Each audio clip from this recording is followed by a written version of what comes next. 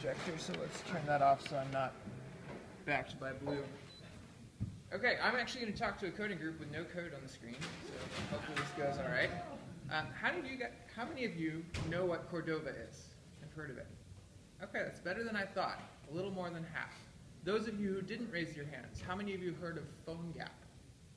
Cordova is what PhoneGap turned into. Cordova is an Apache project for building mobile applications using web technologies.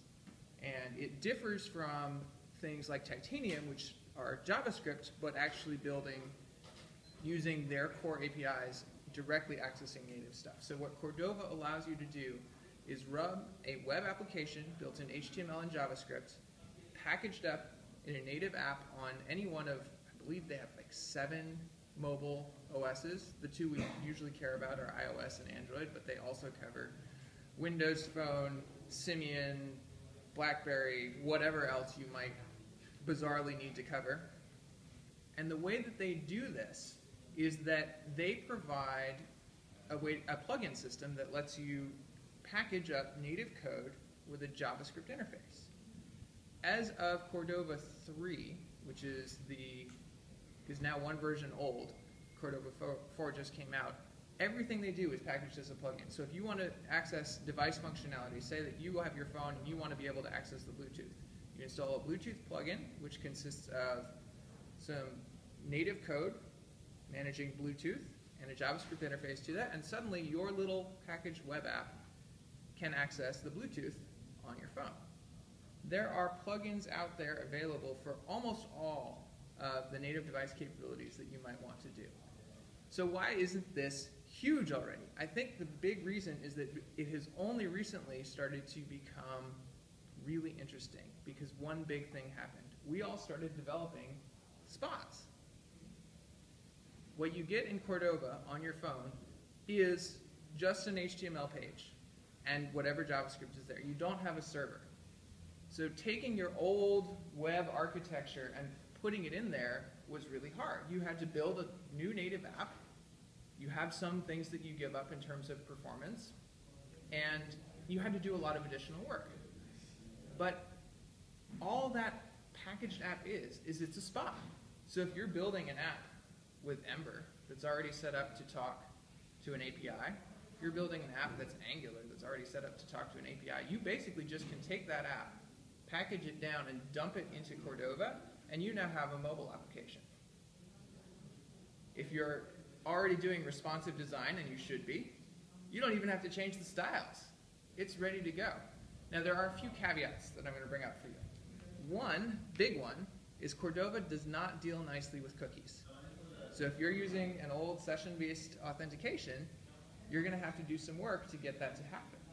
But if you're already using JSON Web Tokens, I bet CoachLogix could be packaged up as a mobile app using Cordova in a week, something like that. Not too much work. Not too much work. So this is really starting to get interesting and exciting. One additional thing that I want to talk about is what are these plugins? How do they work? So a plugin is basically, it's a node module it's not actually a node module, but it looks like one. It uses the same module.exports format, packaged together with native code implementing something on the device. There are all sorts of things supported by Apache under the plugins Cordova website for accessing device capabilities, but you can actually use this for anything that you would want to do on the native device. You want to integrate native device or iPhone ads, there's a plugin for that. You want to integrate AdMob, there's a plugin for that. All of these things that you might want to do on the native side suddenly are accessible to you in webland, in JavaScript, using your favorite frameworks. There's even a company called Ionic that has taken all of the integration stuff around getting Angular to work nicely in Cordova land and made that happen. So they wrap that up for you, and you can go to Ionic, download Ionic, and set yourself up with an Angular-based template in Cordova, ready to go. They make money on some additional services if you want to pay for them. But if you're using one of these rich frameworks right now, and you might possibly want to work in mobile, I don't know. do we care about mobile? We're JavaScript developers. Do we care about mobile? A little bit. If it were easy and we didn't have to learn Objective-C or deal with Java, would we care about mobile?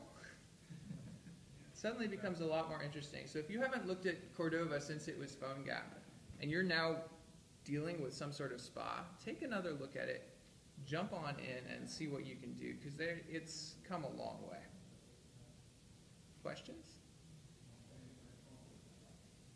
So, as far as Ionic goes, how does that fit in? Because that just packages Cordova up for you? Or? It basically packages up a set of templates.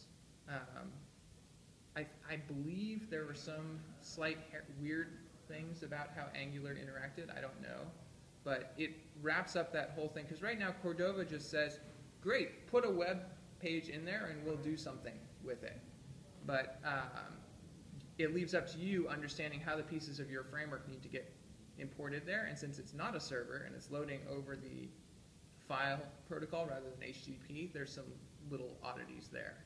So Angular in particular, I think, does this because they like to pull partials using HTTP and package those up. So there was a little bit of extra overhead there that they did that. If, on the other hand, you're compiling everything down into one nice blob, like I use a lot of Backbone and handlebars, and we just package it all up into one big JavaScript blob, it's super easy to pull in. Yes? How can Cordova integrate into a build step? So they have CLI tools and they have Grunt plugins. So they actually, they make it a lot easier to get into the native development environment. So I do everything in the terminal. I don't actually touch Xcode right now.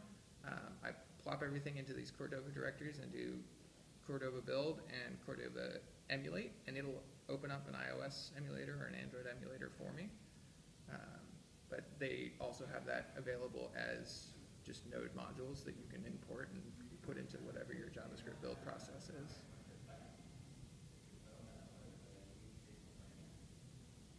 Yes? Performance, that was the big drawback for a lot of folks. Have they resolved any of those issues, or is there still a big gap between writing in native code versus a web app inside of there? Yeah, so it depends on what you're doing. Absolutely. So writing mobile performant web code takes a few more tricks than writing for a desktop browser. If you were here for the Famous talk a little while ago, they use a lot of tricks to try to make things really performant and use the GPU. So if you're using Famous, this is actually a really good example where Famous is very applicable. You don't have to worry about IE and the fact it doesn't support it. You just dump it into Cordova and build for your iOS or Android. You're still in a web view, so you have web performance. The browsers on these phones have come a long way. You can also implement native UI elements. One thing, a lot of the Cordova plugins that are out there are for accessing device capability, like Bluetooth or NFC or that sort of like low-level stuff. But you can implement native UI elements. You can't embed them into an HTML page, but you could have them around the edges. So you could have a native navigation. You can have a native video box coming over the top. So things where you start running into performance issues, if there's not a good HTML, CSS way to fix that, you can potentially do that in a native way.